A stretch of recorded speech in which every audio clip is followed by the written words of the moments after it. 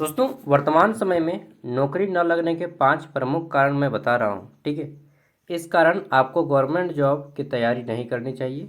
चलिए पहले रियलिटी को जानिए, उसके बाद मैं आपको केस स्टडी बताऊंगा जो कि गवर्नमेंट के द्वारा की गई केस स्टडीज है, जिसमें आपको CMIE की रिपोर्ट, ठीक है, इसके बाद वर्ल्ड एम्प्लॉयमेंट जो आउटलुक है 2024, नीति आयोग की रिपोर्ट, ठीक है, इन सभी रिपोर्ट और केस स्टडी के आधार पे हम आपको बताएंगे कि क्यों आजकल आपकी जॉब नहीं लग रही, आपको नौकरी नहीं दी जा सकती है, और आपको कोचिंग इंस्टीट्यूट किस तरह से गुमराह कर रहे हैं, ठीक है, और गवर्नमेंट भी गुमराह कर रही है। एक्चुअल में आपको जो है ठगा जा रहा है और आपको पता नहीं चल रहा है। ठीक है। और आप पढ़े लिखे बुड़बक बन रहे हैं। तो चलिए जानते हैं, इस बात को समझते हैं। अगर आप में थोड़ी सी अक्ल होगी तो इस वीडियो को समझने का प्रयास कीजिएगा। ठीक है। और इस गुमराह होने से बचिएगा। तो देखिए, इसको बहुत अच्छे से साफ सुथरे ढंग से सजा के मैंने लिखा है थ्रो ChatGPT। ठीक है। तो देखिए, पहला विषय क्या है कि वर्तमान समय में नौकरी न लगने के प्रमुख कारण। तो सबसे पहला पॉइंट हमारा क्या बन रहा है यहाँ पे देखिए, आज के समय में बेरोजगारी एक गंभीर समस्या बन चुकी है, और पढ़े लिखे युवा भी इवन B.Ed PhD करके, ITI करके, डिप्लोमा करके, BTech करके, ठीक है, नेट क्वालिफाइड, JRF क्वालिफाइड करके घूम रहे हैं। तो ये पढ़े लिखे युवा कहलाते हैं, पढ़े लिखे युवा जो बेरोजगार, ठीक है, रोजगार पाने में असमर्थ है। इसके पीछे कई कारण हैं, जिनमें से 5 मुख्य कारण को मैं आपको बता रहा हूँ, और ये भारत और झारखंड, बिहार, जहाँ से भी आप यूपी वगैरह सब जगह काम देगा। ठीक है। सुनिए, पहले रियलिटी को समझिए, उसके बाद जनरल कंपटीशन के पीछे भागिएगा। रुको, स्टॉप। पहला है आउटसोर्सिंग एजेंसी, जो सबसे बड़ा कारण है आपके जॉब न लगने के पीछे। मेन कारण आउटसोर्सिंग एजेंसीज। ये क्या है? अब अधिकांश सरकारी और प्राइवेट संस्थाएं जो है अस्थायी कर्मचारियों की नियुक्ति न करके आउटसोर्सिंग एजेंसीज का माध्यम से अस्थायी या ठेका पे कर्मचारियों को रखते हैं। इसमें योग्य अभ्यर्थी को अस्थायी नौकरी के अवसर नहीं मिल पाते, और उनको कम दाम पे अधिक से अधिक खटाया जाता है। आपने नाम सुना होगा आयुष्मान मित्र। आयुष्मान आरोग्य मंदिर बना है पूरे के पूरे झारखंड में। वहाँ पे जितना भी लोगों का जॉब लगा है ना, मैक्सिमम 90% लोगों को आउटसोर्सिंग कंपनीज के माध्यम से लगा है। बालाजी डिटेक्टर नाम की एक कोई कंपनी है जो कि इसको संभाल रही है। इसके अलावा आपका JSLPS वगैरह, ठीक है, सदर हॉस्पिटल्स, रिम्स, जहाँ पर भी जो हेल्थ डिपार्टमेंट और 4th ग्रेड 3rd ग्रेड की जितने भी जॉब हैं, उन सब पे आजकल जो है क्या किया जा रहा है, तो आउटसोर्सिंग एजेंसीज के माध्यम से लोगों को रखा जा रहा है। ठीक है। और ये लगभग लगभग एक राज्य में, झारखंड पे मान के चलिए कि लगभग 1.5 लाख लोगों को ये आउटसोर्सिंग कंपनी संभाल रही है। मतलब 1.5 लाख लोगों का रोजगार खा गया। हाँ, बिल्कुल खा गया। ये गवर्नमेंट जॉब थी, पूर्णतः सरकारी नौकरी, जिसपे ये आउटसोर्सिंग एजेंसी वाले घुस गए, और गवर्नमेंट इसको घुसा रही है। ठीक है। क्योंकि उसको पैसा कम देना पड़ रहा है, जहाँ पे 25,000 देना था वहाँ पे इन लोग 15,000 में काम करवा रहा है। ठीक है। तो पहला रीज़न है आउटसोर्सिंग कंपनीज। कोई टीचर आपको नहीं बताएगा, मैं खुल के बता रहा हूँ। ठीक है। क्योंकि मैं आपका टीचर के साथ साथ आपका दोस्त भी हूँ, और मैं नहीं चाहता कि किसी दोस्त की लाइफ बर्बाद हो। ठीक है। लास्ट में सॉल्यूशन भी बताऊंगा कि क्या करना चाहिए। पसंद आएगा तो कीजिएगा फॉलो। अनुभव, एक्सपीरियंस, आजकल की मैक्सिमम कंपनीज में देखिएगा, या जो भी है डिपार्टमेंट, अत्यधिक, ठीक है, अत्यधिक मांग। अधिकांश कंपनियां, जो संस्थाएं हैं, नए नए उम्मीदवारों की जगह अनुभवी व्यक्तियों को प्राथमिकता देते हैं। ऐसे नए अभ्यर्थी जिनके पास अनुभव नहीं होता है, उन्हें अवसर नहीं मिलता। जब भी वैकेंसीज भी आती हैं तो आजकल लिख दिया जाता है 3 year experience compulsory, 2 year experience compulsory, 5 year experience compulsory. हर एक पोस्ट पे इस तरह से लिखा जा रहा है। मतलब जो लोग आउटसोर्सिंग में काम कर रहे हैं वही लोग जाएंगे, या फिर जो लोग पहले से कोई काम पे कर रहे हैं वही लोग को लिया जा रहा है। मतलब फ्रेशर लोगों को अब जो है रोजगार नहीं दिया जा रहा है। समझ रहे हैं बात को? ठीक है। इवन आजकल जो टीचर के भी वैकेंसीज आ रही हैं, ठीक है, और कंपनीज में भी वैकेंसीज आ रही हैं, सब में आजकल एक्सपीरियंस का डिमांड कर रहा है। गवर्नमेंट जॉब में भाई NVS का वैकेंसी आया था, उसमें भी एक्सपीरियंस का डिमांड कर रहा है। कोई भी वैकेंसी आ रहा है आजकल एक्सपीरियंस बेस्ड कैंडिडेट को प्रेफर कर रही हो। चाहे आप कहीं से भी अपडेट देखते हो, फ्री जॉब अलर्ट हो, गवर्नमेंट जॉब अपडेट हो, चाहे रोजगार मेला का ये पढ़ते हो आप, ठीक है, पेपर पढ़ते हो। हर जगह एक्सपीरियंस कैंडिडेट को आजकल ज़्यादा वैकेंसीज आ रही हैं, फ्रेशर कैंडिडेट को कोई नहीं लेना चाह रहा है, क्योंकि उन्हें ट्रेनिंग देना होता है, स्पेशल खर्चा होता है उनके पीछे, ठीक है। दूसरा के बाद तीसरा आता है आंतरिक और विभागीय भर्तियां, इंटरनल और डिपार्टमेंटल वैकेंसी। कई बार नौकरियों को बाहरी उम्मीदवार के लिए नहीं खोला जाता, बल्कि विभाग के ही कर्मचारियों को पदोन्नति या हस्तांतरण करके दिया जाता है, या उनके ही जो फादर हैं उनके बेटे को ही या बेटी को ही लिया जाता है। आपने सुना होगा सीसीएल रांची का भी वैकेंसी आया, क्लर्क का, सीसीएल रांची क्लर्क का वैकेंसी आया, आपको मालूम ही नहीं होगा ना। तो उनमें डिपार्टमेंटल है, ईसीएल ईस्टर्न कोलफील्ड लिमिटेड का भी वैकेंसी आया है, 400 कुछ पोस्ट है। सब पे क्या डिमांड क्या गया मालूम है? इसके अलावा बीसीसीएल जो भर्ती आए थे धनबाद में, ठीक है, कुछ टाइम पहले, लगभग 2025 में ही, सब में क्लर्क वगैरह का पोस्ट था। इन सब में केवल और केवल वही लोग फॉर्म भर पाएंगे। इवन रेलवे में फैसिलिटेटर, जो क्या बोलते हैं उसको, एटीएम कार्ड फैसिलिटेटर का जो जॉब आता है, सब में केवल वही लोग फॉर्म भर पाएंगे जो जिनके फादर रेलवे में काम करते हैं, चाहे जो उस डिपार्टमेंट में काम कर रहा है, केवल उसी के बच्चे उस फॉर्म को भर सकते हैं। दैट मीन्स ये इंटरनल किया जा रहा है, तो आपका जॉब लगने की संभावना बहुत कम है। इसके अलावा जो स्कूल्स वगैरह है डीएवी वगैरह में, ठीक है, या केबीएस वगैरह में, उन लोग अपना बेटा बेटी को ही जॉब में रख लेता है, ठीक है। टीचर का बेटा ही टीचर बनेगा, मास्टर का बेटा ही मास्टर बनेगा, ठीक है। समझ रहे हैं ना बात को? इस तरह से किया जा रहा है। तो हर जगह पे आजकल धीरे धीरे इंटरनल का ज़माना चल रहा है कि मेरा बेटा ही मेरा बेटा, मतलब पैतृक वंशज चला रहा है। फोर्थ नंबर है प्राइवेटाइजेशन। ये क्या होता है? आजकल देखिएगा सरकारी विभागों का निजीकरण हो रहा है, सरकारी नौकरी घट रही है, निजी संस्थानों में नौकरियों की सुरक्षा कम होती है और वहाँ केवल लाभ के आधार पर नियुक्तियाँ होती हैं। मतलब पेशेंट बन जाओ काम करते करते, ठीक है। और इसी प्राइवेट रूल चल रहा है पूरे के पूरे भारत में, ठीक है। अभी मैं इसका केस स्टडी भी दिखाऊंगा। धीरे धीरे प्राइवेटाइजेशन हो रहा है, हर कुछ गवर्नमेंट से प्राइवेट सेक्टर में कन्वर्ट किया जा रहा है, ठीक है।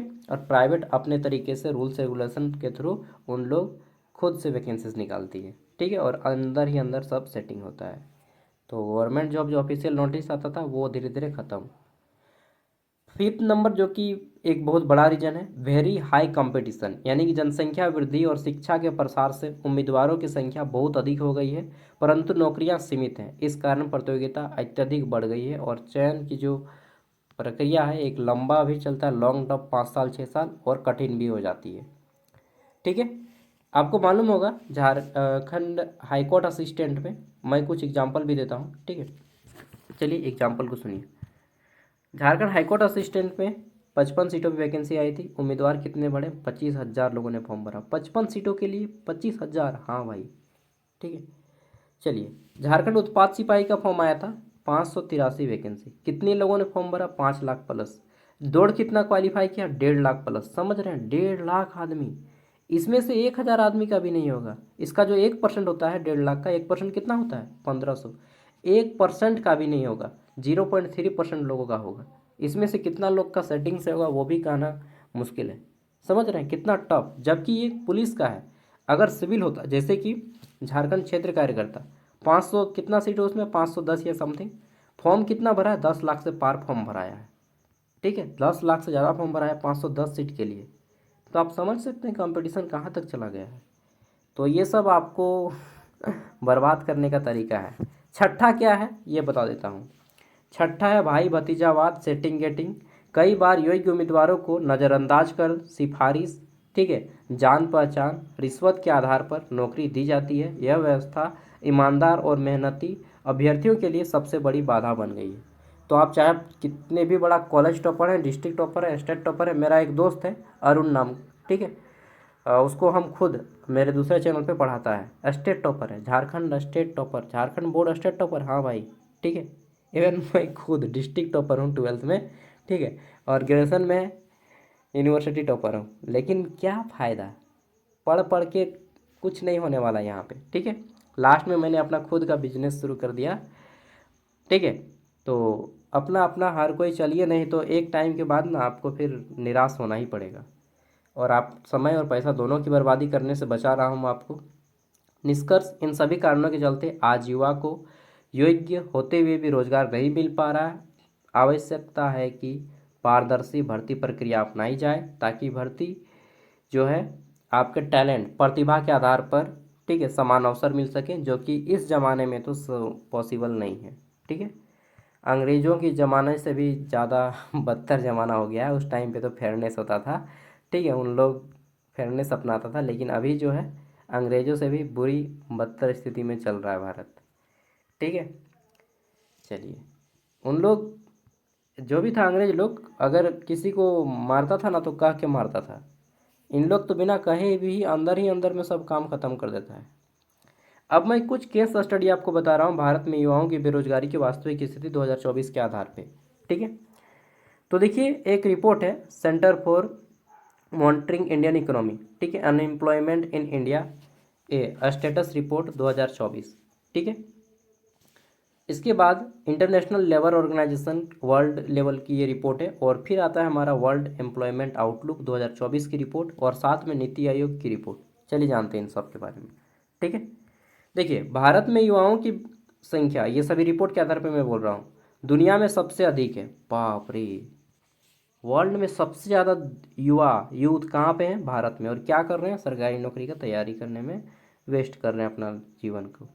कौन से युवा? वही युवा जो सबसे प्रतिभावान है। मैक्सिमम जो टैलेंटेड लड़का है आज गवर्नमेंट जॉब का प्रिपरेशन करने में अपने जवानी को बिता रहा है, लेकिन नौकरी न पाने के अवसर उतनी तेज़ी से नहीं बढ़ रही है। ठीक है, नौकरी पाने का अवसर उतनी तेज़ी से नहीं बढ़ रही है। 2024 में भारत की बेरोजगारी 8.2% रही, जिसमें 15 से 29 वर्ष के युवाओं में यह दर 23% से अधिक थी। समझ रहे हैं, 100 में 23 गो आदमी झुंझुना लेके घूम रहा है, जो कि बीएड किया है, पीजी किया है, ग्रेजुएट है, बीटेक है, एमटेक है, पीएचडी होल्डर है। ठीक है, आईटीआई डिप्लोमा वाला तो बच्चा का खेल हो गया आजकल। ठीक है, तो मुख्य कारण रिपोर्ट, चलिए अब देख लेते हैं रिपोर्ट से प्रमाण सहित आउट जो सोर्सिंग एजेंसीज हैं। ठीक है, ये देखिए, CMIE रिपोर्ट के अनुसार सरकारी विभागों में अब 45% से अधिक नौकरियां ठेका यानी कि कॉन्ट्रैक्चुअल आउटसोर्सिंग के माध्यम से भरी जा रही हैं। और ये वो कॉन्ट्रैक्चुअल नहीं है जो कि गवर्नमेंट निकालती है। गवर्नमेंट एक अलग कॉन्ट्रैक्चुअल भर्ती करती थी, वो कुछ हद तक सही भी था, लेकिन ये आउटसोर्सिंग जो कंपनी है वो अपना कॉन्ट्रैक्चुअल वैकेंसी निकालती है, जिसके बारे में आपको कहीं पे कोई एडवर्टाइजमेंट वगैरह देखने को नहीं मिलेगा, पेपर वगैरह में भी। ठीक है, अब उदाहरण रेलवे, बीएसएनएल, सफाई सुरक्षा, ये सब रेलवे में भी, बीएसएनएल में भी सफाई और सुरक्षा जितना भी है, सेफ्टी सिक्योरिटी, सभी काम उन लोग संभाल रहा है। ठीक है, विभाग में अस्थायी कर्मचारियों की जगह प्राइवेट एजेंसियों के ठेके पर कर्मचारियों को रखा जा रहा है। परमानेंट जॉब की जगह पे प्राइवेट को ठेका पर रखा जा रहा है। ठीक है, एक्सपीरियंस बेस्ड नीति आयोग का ये रिपोर्ट है 2023 का। नीति आयोग की रिपोर्ट के अनुसार 67% कंपनियां फ्रेशर उम्मीदवारों की जगह ऐसे उम्मीदवार चाहती हैं जिनके पास 2 से 5 साल का अनुभव हो। इससे नए ग्रेजुएट को पहली नौकरी पाने में कठिनाई होती है। ठीक है, और तुम करते रहो तैयारी, एसएससी सीजीएल, जैसे सीजीएल, रेलवे, ग्रुप डी, ठीक है, फलना ढिमका, नाम भर की वैकेंसी आती है, और कुत्ते की जो हड्डी होता है ना, एक अनार 100 बीमार की कहावत यहाँ पे बन जाती है। ठीक है, एक वो हड्डी के पीछे हजारों कुत्ता भाग रहा है, वही स्थिति है। आंतरिक वैकेंसी, इंटरनल डिपार्टमेंट रिक्रूटमेंट, देखिए, ILO इंटरनेशनल लेबर ऑर्गेनाइजेशन, अंतर्राष्ट्रीय श्रम संगठन, इसके सर्वेक्षण के अनुसार भारत में 22% सरकारी नौकरियां आंतरिक प्रमोशन के माध्यम से भरी जा रही हैं। ठीक है, उदाहरण राज्य सरकारों की कई विभागों में आवेदन न लेकर पुराने कर्मचारियों को ही पदोन्नति कर देते हैं। ठीक है, प्रमोट कर देते हैं, प्राइवेटाइजेशन। और देखिए, पिछले 5 वर्षों में रेलवे, एयर इंडिया, बीमा क्षेत्र के कुछ हिस्सों में निजीकरण बढ़ा है। ठीक है, इससे नौकरियों में कम हो रही है। और एक रीजन तो मैंने बताना ही भूल गया कि मेरिट बेसिस जो क्या बोलते हैं, इंडियन पोस्ट का वैकेंसी है, ठीक, वो देखिएगा हमेशा वैकेंसीज को मेरिट बेसिस पे लेता है, हमेशा। ठीक है, फॉर एवर।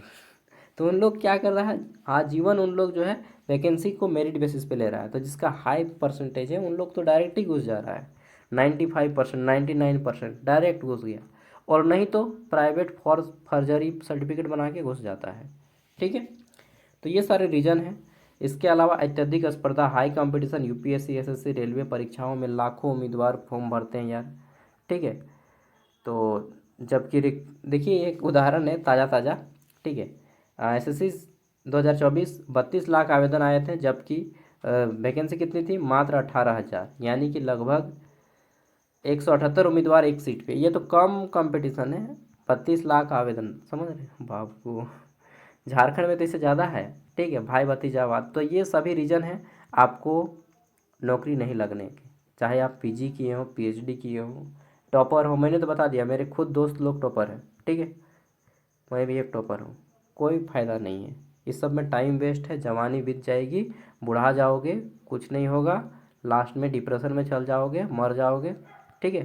तो क्या करें, देखिए जो लोग नया है अभी 25+ या जब भी जिस स्टेज पे है, मैं कहूँगा गवर्नमेंट जॉब को छोड़िए, ठीक, और कोई काम धंधा शुरू कीजिए, अपना कोई बिजनेस शुरू कीजिए। नहीं काम है तो भाई बाहर काम करने चले जाओ किसी कंपनी में, ठीक है। झारखंड में तो काम धाम भी नहीं मिलेगा। अगर 10 साल आप तैयारी किए, 18 साल से, मान लीजिए 18 से 25 साल तक आपने तैयारी किया, नहीं लगा जॉब, कितना साल है, 7 साल। इन 7 साल में अगर आप कहीं पे 10,000 की भी काम करते ना, दिन में 300 रुपया के बेसिस पे बाहर काम करने भी जाते ना, तो इतना मेंटल प्रेशर भी नहीं होता, ठीक है, जितना आपका मेंटल प्रेशर हुआ है। और आप आराम से अभी तक 10 लाख रुपया कमा चुके होते हैं। रियलिटी है या नहीं, 10 लाख रुपया कमा चुके होते, हमारा देश भी आगे बढ़ा होता। लेकिन ये मास्टर लोग, ठीक है, कि पढ़ लो बेटा तुमको नौकरी लग जाएगा, ये कर जाएगा, वो हो जाएगा, कोर्स बेच के आप लोग से पैसा भी बर्बाद करवाया, जवानी भी वेस्ट गया, ठीक है, डिप्रेशन में भी गए, बीमार भी पड़े इतना, उसके अलावा जॉब भी नहीं लगा, पैसा भी नहीं कमाए। तो कुल मिला के चारों ओर से घाटा ही घाटा है गवर्नमेंट जॉब का तैयारी में, ठीक है। जितना फ़ायदा नहीं है ना उससे कम, मतलब क्या बताएं, अगर फ़ायदा 1% है तो 99% घाटा है। अब आपको फैसला करना है क्या करना है नहीं करना है, हर कोई वास्तविकता नहीं बता रहा है। 95% लोग जो है ना आजकल जो है क्या कर रहा है, तो रियलिटी को हाइड कर रहा है और बता रहा है हमारे यहाँ से 100 बच्चों का सिलेक्शन हुआ। अरे भाई आपके वहाँ से लाखों बच्चों का सिलेक्शन नहीं हुआ, ये भी तो बोलिए। 100 बच्चों का सिलेक्शन हुआ केवल वही बोल रहे हैं, लाखों बच्चों का सिलेक्शन नहीं हुआ वो नहीं बोल रहे हैं, ठीक है। चलिए दृष्टि आईएएस बोलती है हमारे यहाँ से 178 बच्चे सक्सेस में। अरे भाई आपके वहाँ से 2 लाख बच्चे फेल हुए हैं, वो भी देखिए यार, ठीक है। हाँ नहीं तो, और ऐसा नहीं कि गवर्नमेंट जॉब का तैयारी नहीं करेंगे या नहीं पढ़ाएगा कोचिंग इंस्टीट्यूट तो जॉब नहीं लगेगा, तब भी चलेगी दुनिया और अच्छे से चलेगी, ठीक है। तो ये सब छोड़िए, अपना कोई काम धाम कीजिए, काम धाम नहीं मिल रहा बाहर जाइए कोई काम धाम करने। वैसे भी आपके घर वाले आपको निकम्मा और निठल्ला ही समझ रहे हैं, ठीक है। जो भी समझ रहे हैं सही समझ रहे हैं, क्योंकि आपके अंदर उतनी बुद्धि होती तो आप अभी तक इस वीडियो को वॉच नहीं कर रहे होते, ठीक है। और अगर आप कोई काम धाम कर रहे हैं तो बधाई हो, आप सही ट्रैक पे हैं। और अगर केवल गवर्नमेंट जॉब का तैयारी कर रहे हैं और आपकी उम्र 25 साल से ज़्यादा हो गई है, तो आप सिर्फ देश को बर्बाद कर रहे हैं और अपने जवानी और अपना घर का पैसा सबको बर्बाद कर रहे हैं, ठीक है। छोड़िए सबको और आगे बढ़िए, क्वाइट।